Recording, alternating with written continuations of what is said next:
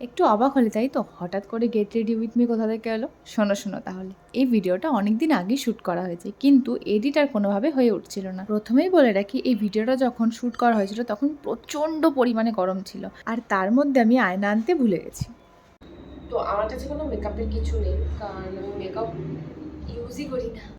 আসল কারণটা হলো গিয়ে, মেকআপের অনেক দাম, সত্যি কথা একদম যেটা। সত্যি মেকআপের অনেক দাম, আর আমাকে মেকআপ করলে একটুও দেখতে ভালো লাগে না। আর মেকআপ না করার কারণ হলো, আমার পাস্টে একটা খুব ব্যাড এক্সপিরিয়েন্স আছে, তার জন্য আমি মেকআপ আর করি না এখন। সেই গল্পটাই আজকে তোমাদেরকে ছোট্ট করে বলি। যখন আমি ছোট ছিলাম তখন আমার মনে হতো, যখন আমি বড় হব তখন আমি খুব মেকআপ করব, খুব সুন্দর করে সাজবো, সবাই আমাকে সুন্দরও বলবে। কিন্তু কখনো ভাবিনি বড় হতে হতে আমার এই ইচ্ছেগুলো চলে যাবে। শোনো তাহলে, সেবারে সরস্বতী পুজোয় প্রথম আমি কিনেছিলাম ফাউন্ডেশন, কনসিলার আর মেকআপের যা হয়, আমার নামগুলো খুব একটা মনে নেই, আর বান্ধবীর থেকেও কয়েকটা নিয়েছিলাম। তো সরস্বতী পুজোতে আমি সেগুলো মোটামুটি ইউজ করেছিলাম, ঠিকঠাকই ছিল। তো তারপর ছিল আমার একটা দাদার বিয়ে। দাদার বিয়ের দিন আমি মেকআপ দিয়ে মোটামুটি সেরেছিলাম, কিন্তু আসল জিনিসটা হয়েছিল বৌভাতে।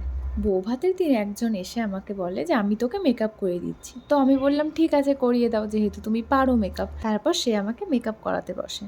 এবার আমার একটা ভুল হয়েছিল কি, আমি আয়না নিতে ভুলে গেছিলাম। এবার আমার তার উপর বিশ্বাস ছিল যে না, সে ঠিকঠাকই আমাকে সাজাবে। এবার আমার মেকআপ করা শেষ হতে হতে অনেকটাই রাত হয়ে গেছিলো। ওইদিকে আমার মাও আমাকে বারবার ফোন করে বলছে তাড়াতাড়ি আয়, কোথায় তুই? আর এইদিকে আমার মেকআপটা এতটা পরিমাণে খারাপ হয়েছিল, আমার পছন্দ হয়নি মেকআপটা। আমি যেরম ন্যাচারাল ভেবেছিলাম ততটা ন্যাচারাল হয়নি, তার থেকে বেশি হয়ে গেছিলো। সেই সময় আমি কি করব বুঝতে পারছিলাম না। আমি কাঁদতে কাঁদতে মাকে ফোন করে ডাকি যে তুমি বাড়িতে আসো আগে।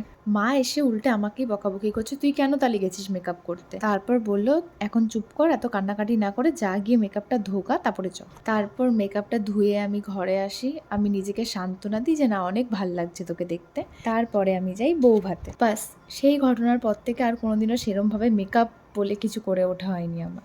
নাও, গল্প শুনতে শুনতে আমার সাজও কমপ্লিট হয়ে গেছে। এটা হলো আমার ফাইনাল লুক। তাহলে আজকের মতো টাটা, দেখা হচ্ছে পরের ভিডিওতে।